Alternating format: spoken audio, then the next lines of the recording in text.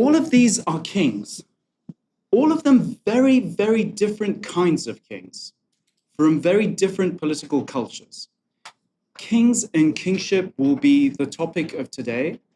And what we're going to explore is why this is such a pervasive model of government throughout human history, and why so many political cultures settled on this for so long. Because now we think of kingship typically as associated with tyranny. One-man rule is not necessarily the most popular form of political formation. And you see this in various republics, from America to India, where different political parties accuse the other of wanting to be kings or being kings in practice. It's something that delegitimates the other. No one, well, hardly anyone claims that they want to be a dictator or a king. And yet there is nonetheless a lingering fascination with the aura of kingship. We cannot say that there is a very simple moral picture which equates kingship with evil and tyranny. There is also in our popular culture, in our media, a fascination with kingship that remains. And the most recent example of this, as someone who's lived in the UK at least, is the coronation of Charles III, where over 20 million Brits in the United Kingdom watched the coronation of Charles III, and that was the most watched broadcast of that year. It's actually significantly less than the previous year, where it was the funeral of the Queen. So there is this lingering fascination. And it's not just this one or two kind of broadcasts of royal rituals and ceremonies. Think of all of the drama between the various members of the royal family.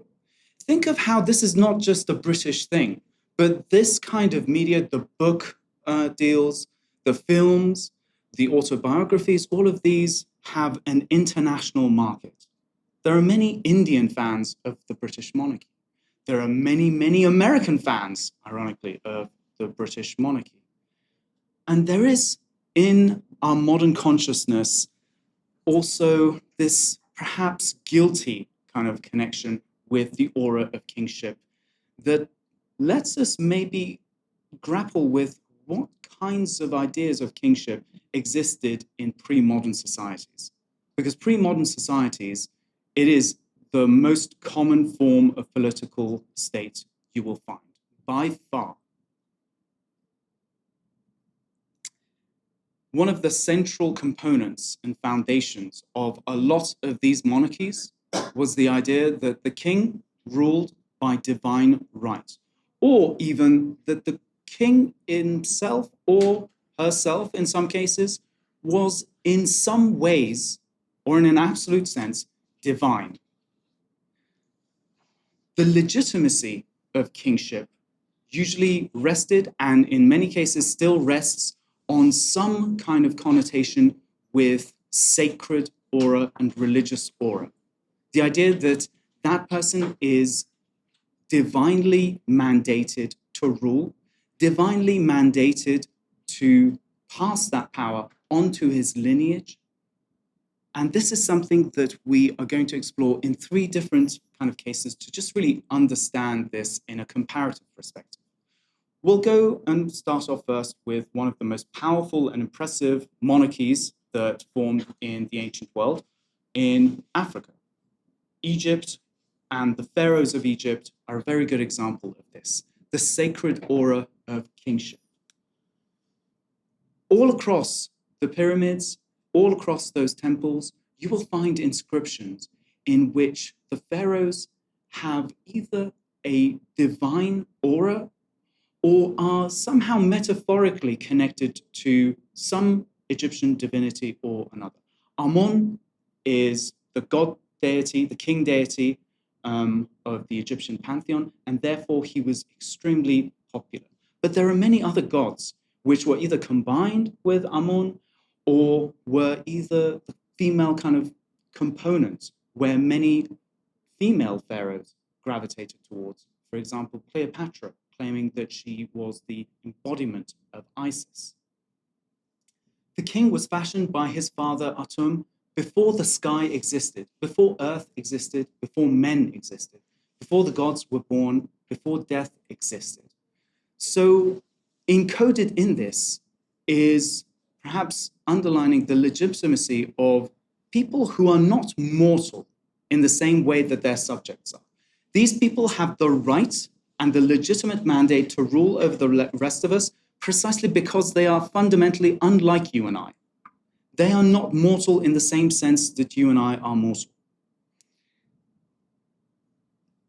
Even when kingship was not gravitating towards a divine claim, nonetheless, there is this notion of an intermediary between mere mortals and the gods or the god, with the king acting as the beneficent, not just intermediary, but the interlocutor who shone a divine light, and it was through him that godly mercy or the God's mercy would be administered to the lands, to the people, to the animals. There is a sense of cosmic order.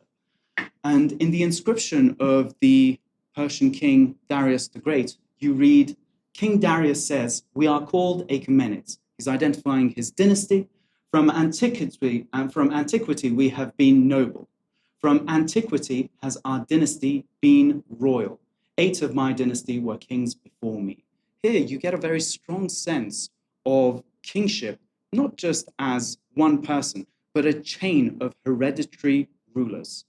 It's a sacred family, not just one person, although it might be embodied at any one time in one person, but a sacred dynasty that is this divinely ordained ruler over man.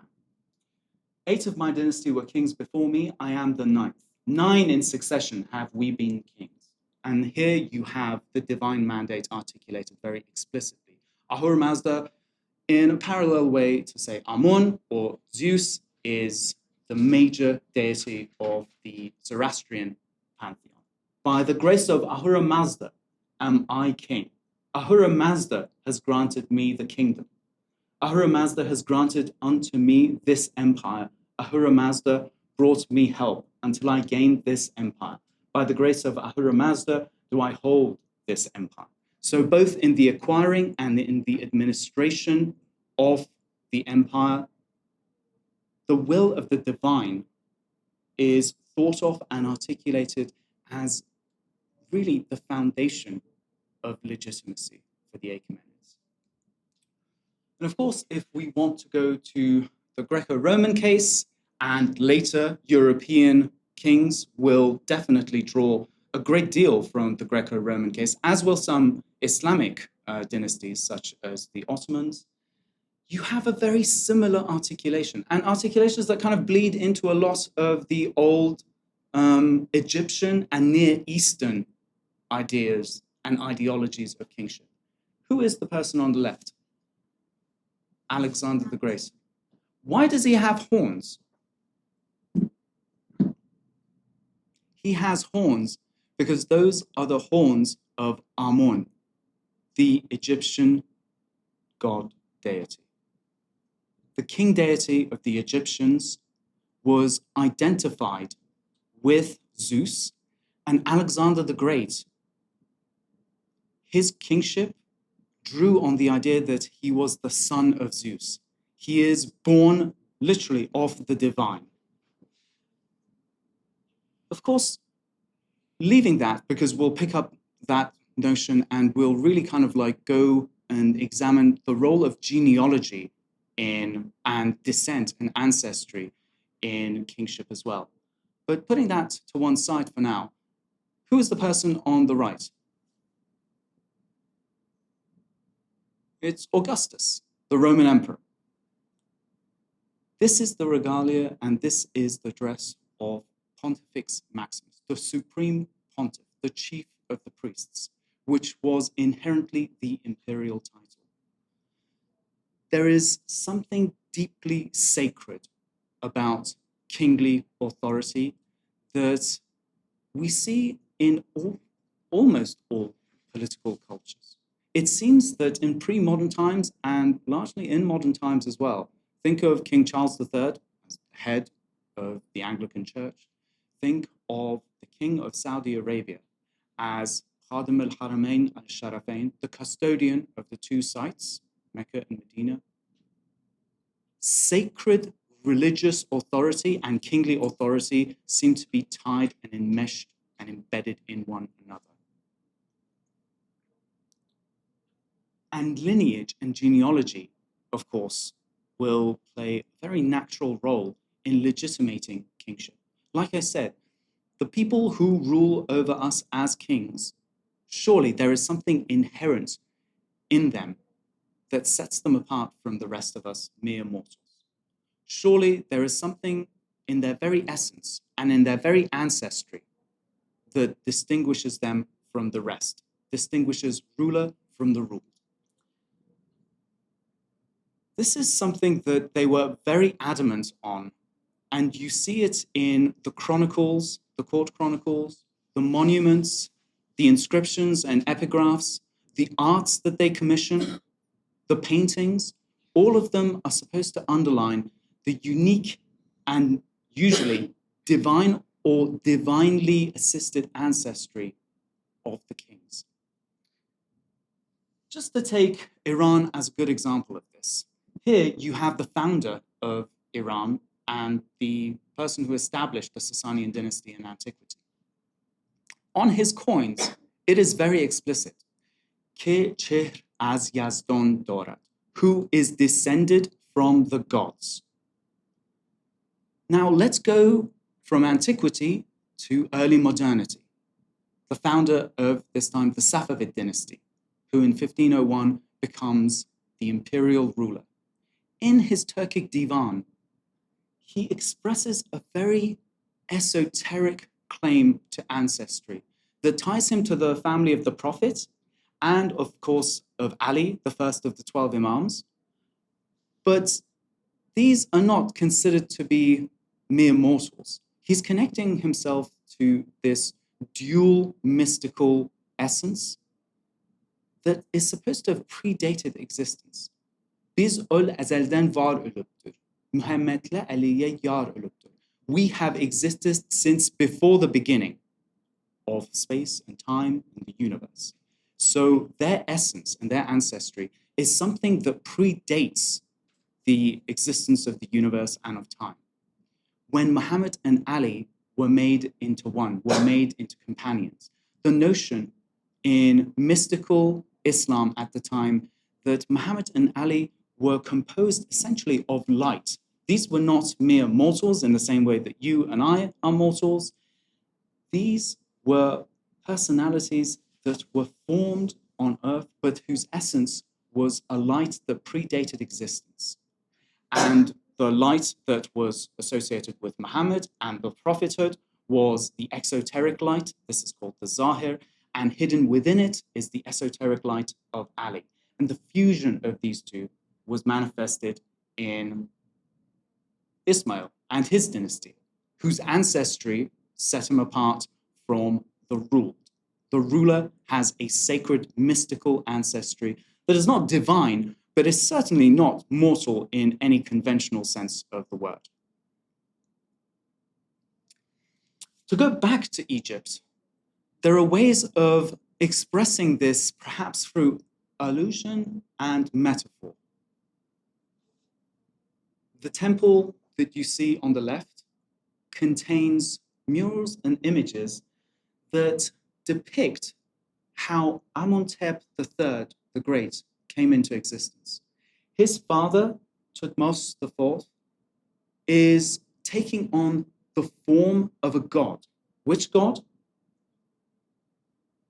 And is coupling, of course, with the queen, his mother, which is to imply that the essence of this person comes not from just the pharaoh, but in some esoteric sense, in some supernatural sense, it comes from the god deity, king deity, Amun.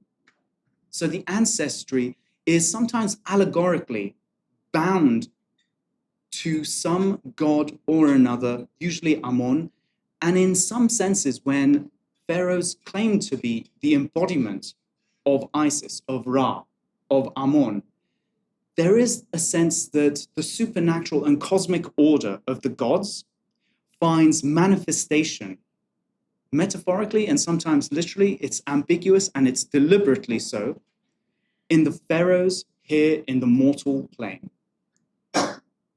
And this is, to go back to Alexander, something that he alludes to when he's describing his own ancestry.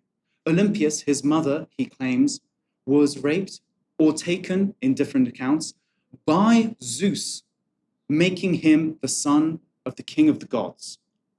And this underlines his claim to legitimacy, that he is not like the rest. He is the son of, in the Greco kind of Hellenic culture, Zeus, when he goes to Egypt.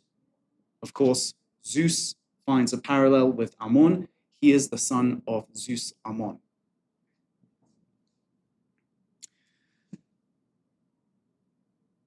So we can start to see that these ideas become increasingly elaborate, and they find articulations in a whole host of art, architecture, discourse, poetic and literary. But there is a sense that the king is not just the king, the person. This one-man rule is perhaps best understood as the person embodying the institution of kingship, and that institution being a reflection of a godly or cosmic institution that finds articulation here on earth through the king. If we were to think of it in kind of Western sense, and something that I'm sure you recognize, the king is dead, long live the king, the idea of the continuity of the office and institution. And also the sacrality of it in the Perso-Islamicate kind of tradition, Zillullah, Ottoman sultans, Mughal padishahs, and the Central Asian Khans all claimed this title of being, what is Zillullah? Allah is the God, Zil, the shadow of God. Very clearly kind of grappling onto that notion of being an intermediary between mere mortals and the one God. This, I think, reflection of the cosmic and kingly order, of the supernatural and the mundane order of the earth, this is perfectly captured in the old Persian Sasanian rock relief, where you see the founder of the dynasty taking the diadem of kingship and kingly authority from Ahura Mazda, the chief deity of Zoroastrianism, and really focus on the visual symmetry here, both on horses, both looking very similar to one another, in similar regalia, and also in the stance of the horses and the enemies being trampled by the hooves of their horses. Also a perfect symmetry. This is supposed to be,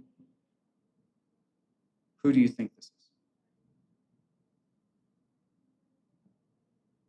This is the god of darkness, Ahriman. So the triumph of the god of light and the greatest of the gods over the most malicious of the gods and evil of the gods is reflected by the establishment of the Sasanian dynasty by Ardashir and his triumph over the Parthian king. So the kingly authority and conquest of Ardashir is a mere reflection of the cosmic order of the Zoroastrian god deity triumphing over the evil deity of Ahriman. You might think that, again, the religious aspect of kingship is archaic. It's not. It really is not in Europe. It's really not in Africa. It's really not in the Middle East and further beyond. Although I have to say, in Africa, there are hardly any monarchies surviving. There are very, very few.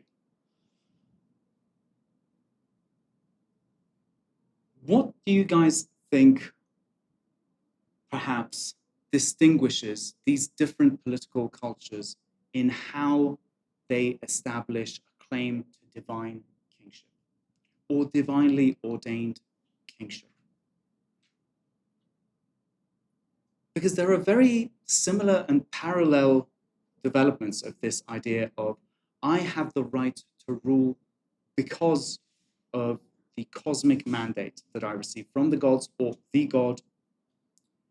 And all of them have a notion of, in one way or another, being the defender of that cosmic order. That is a title in and of itself, defender of the faith. Muslim rulers who come from a religion, in the 7th century at least, that was deeply suspicious of kingly and especially imperial authority. One of the hadiths by the Prophet Muhammad talks about how the most humble and the most wretched of you in the afterlife will be he who has taken the title Malik al-Muluk, King of Kings. But if you are an Umayyad or an Abbasid caliph, and you are essentially an emperor yourself, that's not very useful. You don't want to think too long about that hadith. You certainly don't want people to be taking that too literally or really to know about it at all. Ideally, you need an ideological system that legitimates imperial, kingly, and aristocratic authority. And so a natural ideological repository for them was what? It was Persianate kingship, pre-Islamic Persianate kingship. And that is why they translated numerous texts about Sasanian courtly culture, about Sasanian history, and a lot of the models of kingship that really flourish in the Eastern Islamic lands, they're deeply rooted in Sasanian ideology. One of the things that is translated is Karnamage Artashir, the book of deeds by Ardashir, the person who established the Sasanian dynasty and who received the diadem of kingship from Ahura Mazda. In it, he describes how kingship and religion are like twin brothers. He says that one is the foundation and the other is the edifice. This makes these two inseparable. You cannot have one without the other. This is explicated, of course, in the Shahnameh as well. This is something that is taken from a Zoroastrian context, or pre-Islamic context, and is re-envisioned and legitimates an Islamic form of kingly authority. It becomes the foundation of this idea that Turco-Persianate sovereigns have of deen wa dawlat, of the dynasty and the faith. They are inseparable. And the duty of the king is, in fact, to honor this duality, this inseparable partnership. And just to take it to a very different context and time, again, Charles V, Holy Roman Emperor, receiving his crown from which pontiff? The Supreme Pontiff of Rome, the Pope. The partnership of the ecclesiastic institution of the church and the political organization of the empire as parallels. They are reflections of one another. They legitimated one another and they protected one another.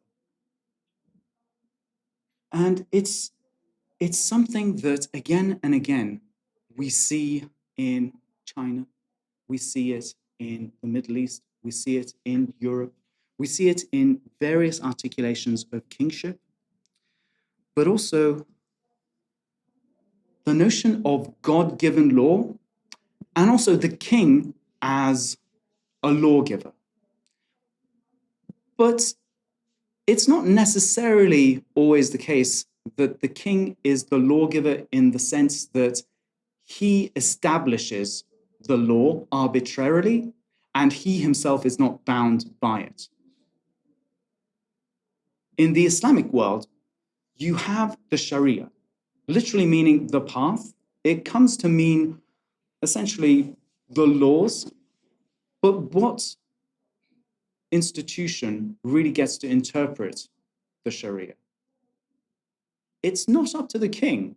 It's actually up to a class of scholars that study the Quran and the oral traditions relating to the Prophet.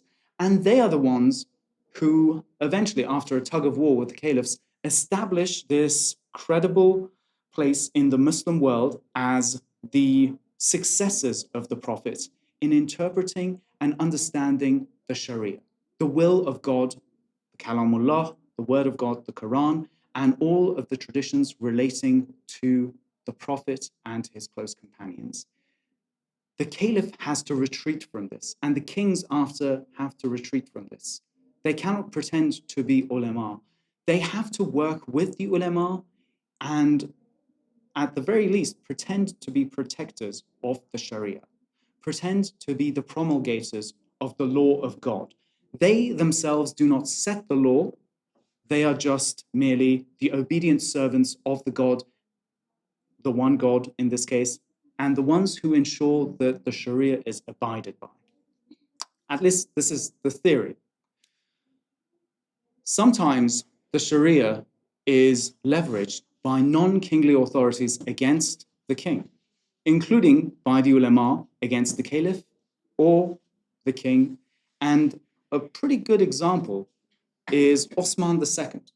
Osman II was the first king in the Ottoman dynasty to be executed.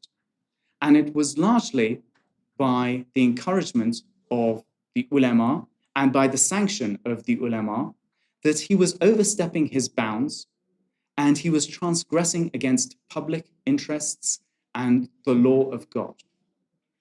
Sometimes this could be fatally turned against kingship. So it's not always a very tidy and very automatic relationship between the institution of the law and of kingship.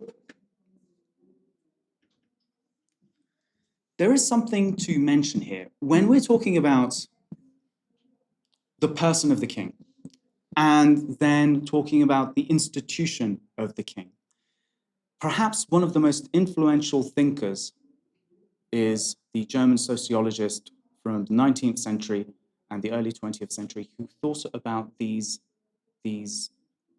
matters from a much wider sociological lens. For him, charisma was an integral part of political authority. Charisma was indispensable. And it's the personal charisma of a leader who can then become a ruler or a prophet, some kind of authority that can set new rules and new traditions, manufacture new structures in society.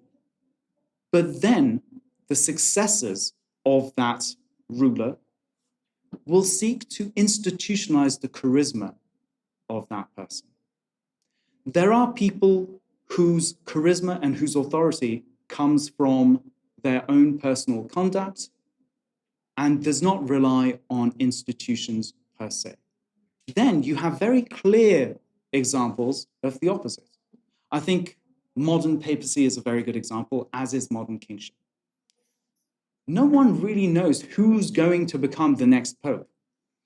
But when he is elected, when the ceremony is finished, and he comes out into the Vatican's public reception courtyard, there are the faithful with tears in their eyes who seek the blessing of the new pope. That kind of emotive power is a perfect example of institutionalized, as Max Weber would put it, routinized charisma. That is not because of the personal charisma of the person over the adherents of the faith. They don't even know him prior to him donning the hat and being elected by the College of Cardinals to the papacy. Then you have people who come out of this institutionalized and routinized framework of charisma. These are the people who are usually the founders of a certain political organization or a creed that have such personal charisma that their successors will seek to institutionalize it and freeze it into rituals, into offices of state or offices of religion. And religion, like the church, can have offices. It can have structures that parallel the state. But the personal charisma is something that perhaps is very well captured by Khomeini, who establishes the Islamic Republic and whose charisma as the supreme leader of the revolution is then routinized by his successor. And not just his successor, but the system. Because no one assigned Khomeini as the leader of the revolution. It was not an office. His power came from his personal hold and his personal qualities that were subjectively understood and comprehended by his followers.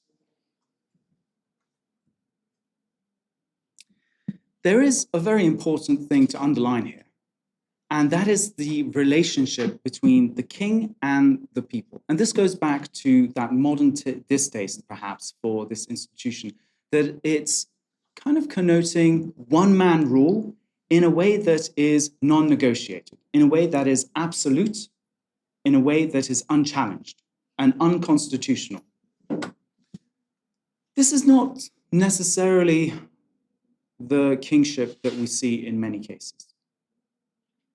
And kings need to define and negotiate a relationship to their subjects and their people.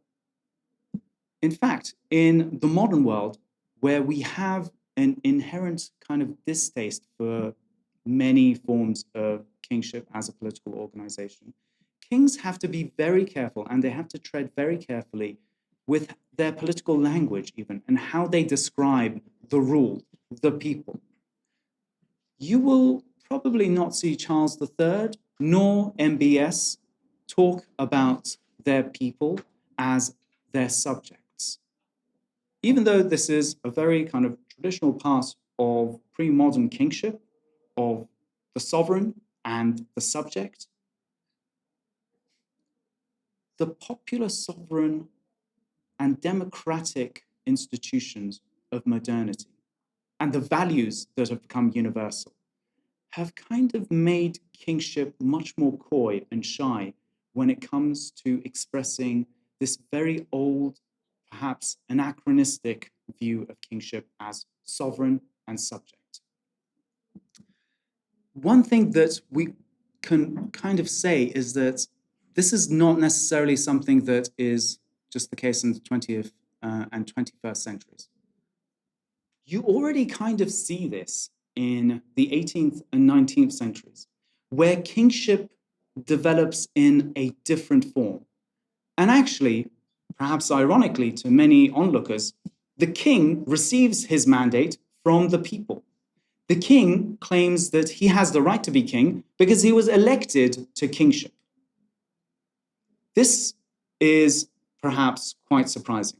And so ingrained in our mind is the idea that kingship is either hereditary or through conquest, and it has nothing to do with the election of the people, that we forget that some of the most famous, what you and I would understand as despotic kings and rulers of early modernity and the long 18th century came to power precisely through such elections.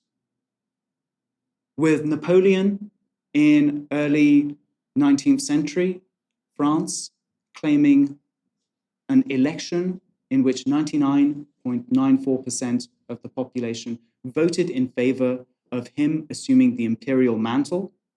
So his sovereignty is really an articulation of the popular sovereignty, because it's the French people that have the right to elect him to kingship. And hence, unlike his predecessors, the Bourbons, he is not Roi de France, the King of France. He is Empereur des Français, Emperor of the French. His sovereignty is rooted in the people. And very similarly, in 1736, Nader Shah, the conclave that he holds, the Qurultai, as he calls it, the Turco-Mongol kind of assembly of grandees, the document in which all of those grandees express a wish for him to become king, they don't say, we the grandees of the empire. They say, we the people of Iran elect Nader Shah to the kingship. Our view of these elections from a 21st century perspective is that these are deeply illegitimate and fraudulent, even, elections. These are not real elections. Nonetheless, to kind of step back from the 21st century perspective, we can see that kingship and popular sovereignty sometimes are articulated in ways which seeks to reconcile them. Because the people in 18th century, this is not the case with France, but the people in 18th century Iran could hardly conceive of a political system which did not involve some form of monarchy. There was a lot of political experimentation and philosophical revision with regards to what could be a legitimate form of government. And this is a period in which the first clearly articulated call for constitutional monarchy takes place. But nonetheless, it's still monarchy. And yet, popular sovereignty grows, and the discourse of popular sovereignty grows in this monarchic framework. And that's something that you can see in various forms in the modern world, in a very different articulation of it in the United Kingdom, where you have elections, you have a parliament that is sovereign, while retaining a monarchy that is officially the head of state.